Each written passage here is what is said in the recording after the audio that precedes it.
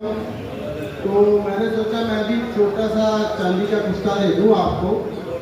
तो आपने क्या करना है कि आपने लोग ने बलादर ले लेना है, तिब्बा कराम बैठे हुए हैं, तो इंशाल्लाह ये वरक करेगी, कमाल करेगी और लाजवाब करेगी।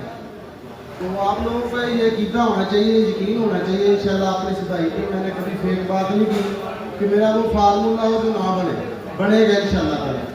आपने क्या करना है कि आपने लोग ने बलाकर ले लेना 10 तोले, लोग ने जमाल गोटा ले लेना 10 तोले, इन दोनों को इकट्ठा कर दे, चांदी का पतरा बना ले, उसे आग पे सुरख करके बुझाओ दे। इसी तरह सुरख करते जाए बुझाओ देते हैं, सुरख करते हैं बुझाओ देते हैं। चांदी का पतरा और 10 ग्राम, जब 10 ग्राम बुझाओ दे देंगे, इसे बड़े एहतियात से फिल्टर करेंगे। फिल्टर करने के बाद वही तेल इसमें कतरा कतरा खर्ल कर दे, ये मूंग सी चीड़ सी बन जाएगी। इसे क्रूसिबल में बंद करके 5 किलो से 10 किलो, 10 किलो से 20 किलो की जितनी मर्जी आग दे दे, कि हल्का स्लेटी कलर का कुत्ता निकलेगा।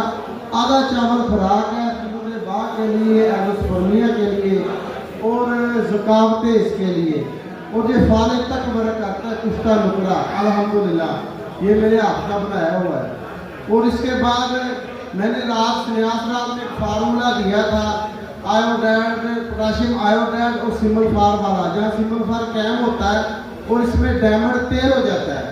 उस न्याज रात में फार्मूला देख लें, मैं दोबारा रिपीट कर देता हूँ कि आपने 20-20 ग्राम सिमल फार, 20 ग्राम आयोडाइड ले, दोनों को खर्ल कर दें, फिर कप में बांध के गिलित मत करके, कप पहले से गिलित मत हो, गिलित मत करके उसके ऊपर ढक्कन वैसे रखना, उसे बंद नहीं करना।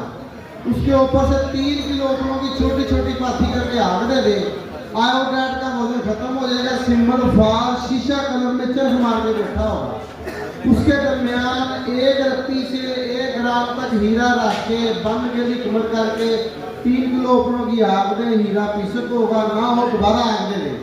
इसी तरह 3 नंबर करने से वो हीरा इसी में खर्ल कर दे, जैसे ही खर्ल करेंगे वो हीरा डायमंड के साथ तेल हो जाएगा, सिमल फार के साथ खर्ल में मोती रंग का तेल हो जाएगा। फटकरी पकड़ा लें, फटकरी पकड़ा कर इसके ऊपर चंद कतरे देकर खर्ल शिया करें। फटकरी आपकी तेल है, जो रूही चीज इसके साथ खर्ल शिया करके बंद आग देंगे ना में, वो चरख मारकर बैठी होगी। गाँव में याद रखे आपका दोस्त बाबा नहीं मैं वसलाम।